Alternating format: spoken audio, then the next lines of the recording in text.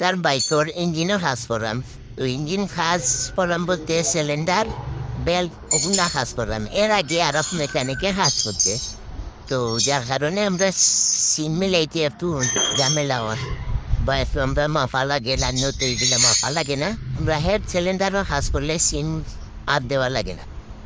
তো এখন আমরা যেটা পাইছি ইনটেক সাইটের ওই লিগে আপনার ইনটেক সাইটের যে 2 নম্বরটা এটা একটু লোড বেশি।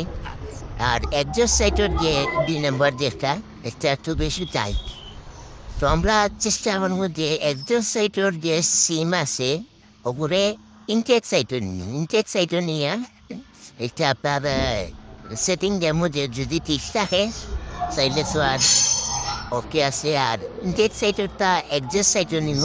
যদি মাথা বাদে দেখা যায় যে এটা ঠিক আছে তাহলে আর আমরা সিম লাগতো না। আর যদি দেখা যায় যে ইনটেক সাইড ঠিক আছে একজস্ট সাইড ঠিক নাই তখন আমরা এই সিমটারে কাম করতে হইব আর নতুন নতুন লাগাইছি। তো আমার ভিডিও দেখে তাহলে লাইক করবা শেয়ার করবা আর আমার পেজে ফলো দিয়ে রাখবা। আর আমরা ইনশাল্লাহ যে কোনো বাইকের আপনার যে কোনো বাইকের সমস্যার সমাধান চাইবা আমরা কাছে GSX আর KTM সকল ধরনের বাইক কাজ করাইতে পারবা। তো সবাই ভালো থাকবা। আল্লাহ হাফেজ। নতুন কোনো ভিডিও লিখে